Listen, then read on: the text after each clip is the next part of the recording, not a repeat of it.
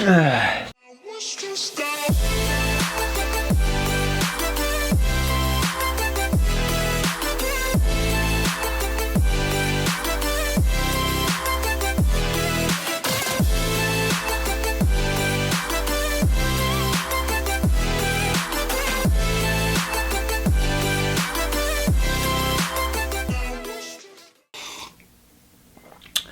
there, Coach Sage of SageRunning.com here with another training talk. Today we're going to talk about winter running gear, how to prepare for colder temperature running since it's winter in the northern hemisphere for a lot of you followers. And got some questions about this. I saw you upvoted this topic, and I know for you experienced runners this may be old hat. For you newbies though, these are some things I've learned. I'm not an expert at all. I'd say in cold weather running I always seem to layer up too much and kind of overheat on my run, but I've been very fortunate to have a lot of gear from sponsors as well as running in school at university level. I did train, I grew up in the Pacific Northwest Oregon, where it wasn't really that cold, but it would rain a lot, be like 40 degrees Fahrenheit a lot in the winter. But my real winter running experience comes from training in upstate New York in college at Cornell University in Ithaca, New York for 5 years, 5 winters there, as well as training in the Midwest, north of Detroit, Michigan for 4 winters. Up there, got pretty cold, and now training in Boulder, Colorado in the mountains at altitude, as well as going to other fairly mountainous places, running in alpine environments. So this is just my little talk on how to prepare for colder temperatures, and I'll do a quick rundown kind of from the feet up.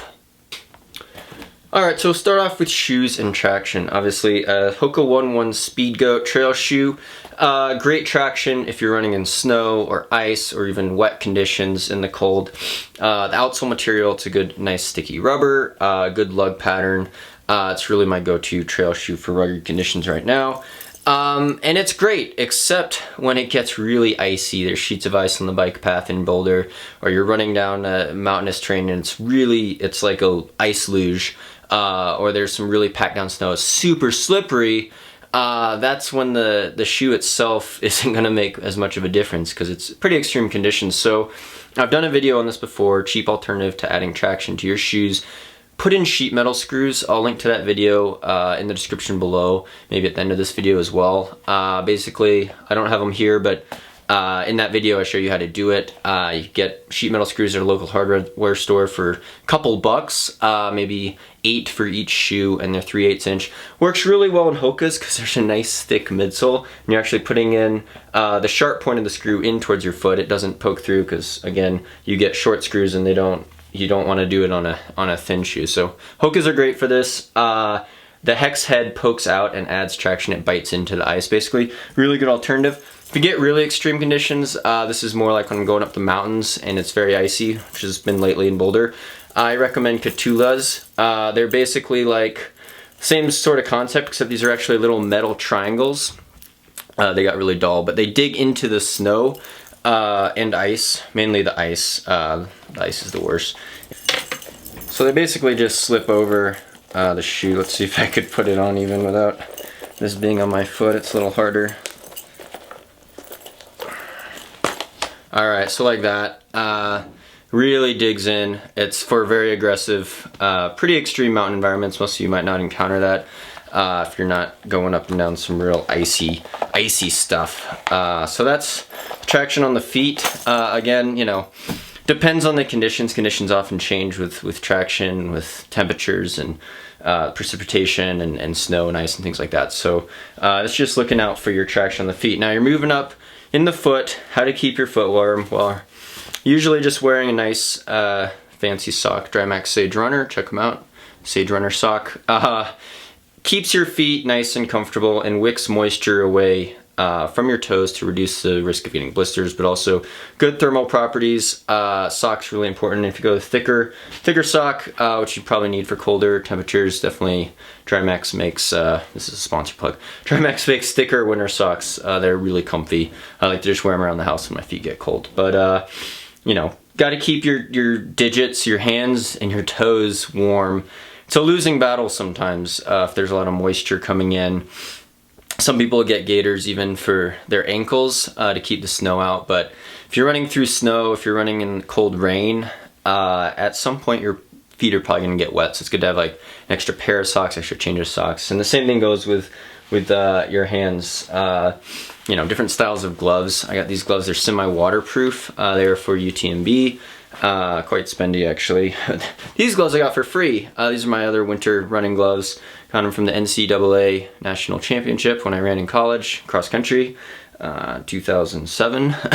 But some of my favorite warm gloves. Obviously mittens are gonna be the warmest because they combine your fingers together. With mittens though, of course you lose dexterity. You can't be moving your fingers around and it's harder to do things, but sometimes you have to layer gloves. I know like Sandy has a thin layer of gloves and then she puts mittens over that. If it's really cold, you need to do that. All right, so moving up from the feet, moving up the legs. Again, this is a sponsor plug, but compression is always good. Covering your lower leg, but adding extra pressure around the calf especially, always felt good to me. I used to wear like full length compression socks as well. Now I wear the Compress Sport R2 Pro calf sleeves. Feels really good, and this is underneath my running pants, which I'll get to here in a second. So here are the pants. You know, lots of different styles of pants. I'll talk about fabric in general when I get to the upper level or upper layers as well. These are a nice half zip, or not a half zip. They have a zipper near the bottom, common with running tights, running pants. Kind of let you slip them on and off. These are good like warm-ups as well for workouts, but very comfy running pants. Some people wear more tights. The thickness again is a huge variable with warmth, but like I said, I'd be wearing those calf sleeves even underneath on my shins under these pants. And as you're also, you know, running in colder environments, and here I'm talking about getting down to freezing temperatures, 32 degrees Fahrenheit, 0 degrees centigrade, or colder, and it does depend on the humidity. Obviously being a huge factor in Boulder, it's really dry here, so it doesn't feel as cold when it's sunny out and it's dry. But in other places, if you have humidity and it's that temperature, it could feel very, very cold. Then you throw in the wind chill factor, and I've been running in temperatures much colder than that. 0 degrees Fahrenheit, about negative 10, 12 degrees centigrade. That's getting pretty cold, but layering is important, and then I'll get into that with the upper level or the upper body layers in a second. One thing with those pants, I wear running shorts, or I wear it's called runderwear, boxer briefs underneath them to help protect sensitive areas, especially if you're a guy. I can't comment for the women. In college we used to call it the third sock. The other day I should have gone out with a third sock. You could guess where the third sock has to go, because if you go out without protection on, you're gonna have a bad day. You can trust me on that one. It could get excruciatingly painful. So layer in the special areas. That is key, because your appendages get cold very fast, very quickly in these types of environments. So, another background that I'll say, quick disclaimers. A lot of running gear, especially running gear, pants, jackets, things like this, base layers, what I'm going to get into, is pretty expensive. I've been very fortunate to have sponsors that give me clothing, but I've worked in retail at running stores. I've sold a lot of these jackets. They're pretty expensive, and to some extent you get what you pay for. But I grew up running in high school with this 100% cotton hooded sweatshirt, t-shirt, hoodie that we used to wear every day, and it would get waterlogged. It would not be as comfortable. It would get really sweaty. But it kept me warm. I had, some beanie hats that we'd wear, and it would keep me warm enough. My mom would get me these $2 gloves, cotton gloves. Of course, this is only 40 degrees Fahrenheit, down to 35 degrees Fahrenheit maybe in Northwest Oregon. But, you do what you can to stretch the budget sometimes. And some gear is definitely a lot better than others. So, just a disclaimer, running jackets, especially running jackets and running pants, usually pretty spendy. You do kind of get what you pay for, and a lot of it's with the thermal properties, which I'm about to talk to you about with layering on the torso, which is probably the most important. So, again, the basics with the temperature is, look at what the temperature is, look at what the relative humidity is, and base, your personal experience on that. Again, I like to overdress because I'd rather be warm than too cold, but generally, if you start off the run the first 10 minutes and you're kind of cold, that's good, because after 10 minutes of running, you usually start warming up pretty fast, and then you reach a more of a homeostasis and an ideal temperature. And that might determine how many layers you're wearing. For me, if it's below 30 degrees, 32 degrees Fahrenheit, 0 degrees centigrade, I probably need 3 layers. Sometimes the layers start off with just a t-shirt underneath. This could be my base layer, and again, this is kind of moisture wicking fabric. It's not cotton, generally much better. Sometimes a base layer will be usually a long sleeve though. You can usually get away with a nice long sleeve base layer is what we call it. And you know, the important thing is not getting moisture trapped up against your skin. So with the layers, what you always have, and this is kind of the whole Gore-Tex idea, is that as you exercise, as you run uphill, as you warm up, if you have too many layers on, you start sweating.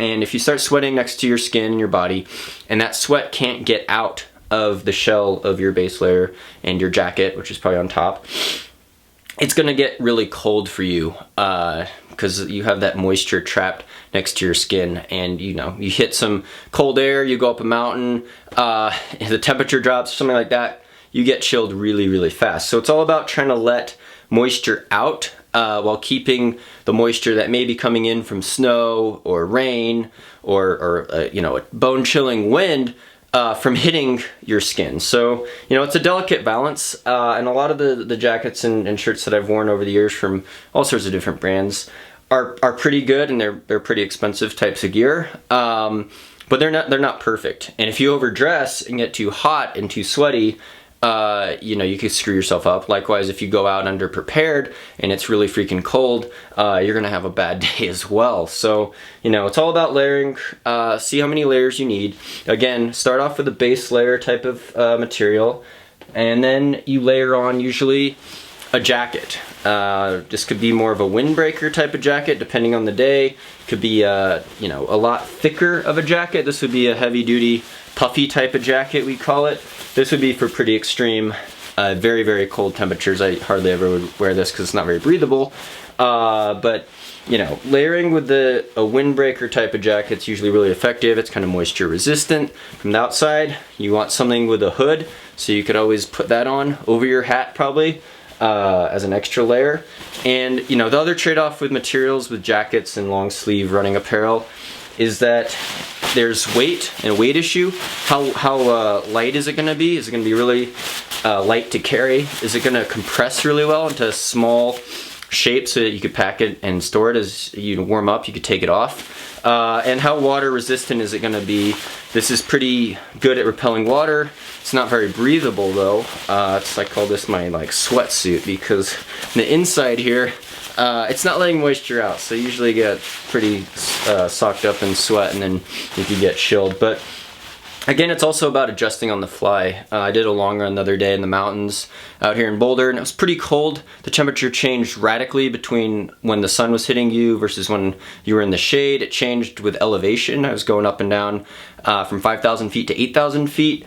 So I was constantly taking on and off layers. I was constantly taking on and off my hat because I didn't want to sweat too much on the uphill and get too hot sweating or releasing that moisture, and then be at the top of the summit of a mountain and be chilly because the wind's hitting me, and all of a sudden I'm going downhill and I'm not working as hard. So it's a delicate balance with moisture management, really, is what it comes down to.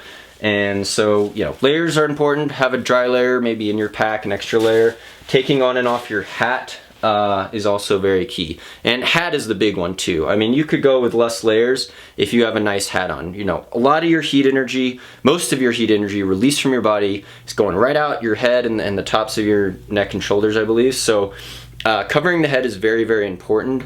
You know, you see a lot of, when we used to race track and cross country, mainly cross country because it's a fall sport, we'd wear short sleeve singlets and shorts, really short shorts, be running in near freezing temperatures, but we'd have hats and gloves on. Maybe some guys would cover their arms with arm sleeves as well. So you could get away a lot with high intensity running when you have a hat on. If you're out for a long run and it's lower intensity, generally you need more layers, but again, it depends on the weather and your personal preferences as well. I get cold pretty easily. Another great thing to have is a buff-like thing. You put it around your neck. You could use it as a face mask, cover up the nose and mouth. If it's really, really cold, I'm talking about like 0 degrees Fahrenheit, -17 degrees centigrade, you're gonna be hurting. Breathing, you're probably gonna get your nostrils frozen. You're gonna probably have snotsicles. You're probably, if you have a beard, you're gonna have one of those beard icicle things. Good to cover the nose and mouth. It hurts to breathe at that temperature, so this is always great to have. You could wrap it around your head. Multifunctional type of buff. That's a trademark name, but that's what we call these things. Baklava, things like that. Another thing, you know, for safety in the winter, always good to have extra lights. I run at night. I run in the dark a lot. This is a good headlamp to have. Also helps, you know, if cars are driving on icy roads. I've done a lot of that. Night running, reflective material also on your jacket is a good safety precaution. It's kind of just an extra added bonus, but, you know, safety first. Alright, so that pretty much sums up my video on winter running gear. Sorry, I was rambling a little bit there. The real key is to layer and to have some sort of moisture management plan, so you're not totally overheated and sweating up a storm and having that moisture trapped next to your body, but at the same time having protection from the elements, wind chill, any precipitation, whether it's a cold freezing rain or it's snow coming down or snow kicking up on you.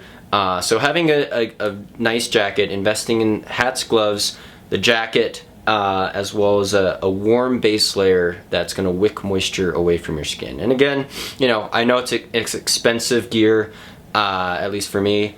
Growing up, you know, we had all sorts of, I used to run in like basketball shorts and cotton sweatpants and things like that, but it definitely, you do kind of get what you pay for in terms of quality materials, and if you look at, you know, the chemistry behind it, it does make sense. But yeah, layering and being prepared. If you're a guy, go out with the third sock if you have to, things like that. So thanks so much for watching. Thanks for all the Patreon supporters and all the comments and feedback. I want to do more training talks this year in 2017. Really, really appreciate all the views and thumbs up and supportive comments on the Sage Running podcast, as well as these training talks. More adventure videos to come. I got some videos I promised you guys, still working on some long-term projects. Thank you so much again. Couldn't do this without any of all your support, so thanks from the bottom of my heart. Hope your 2017's off to a great start, and stay tuned for more via 2Max Productions.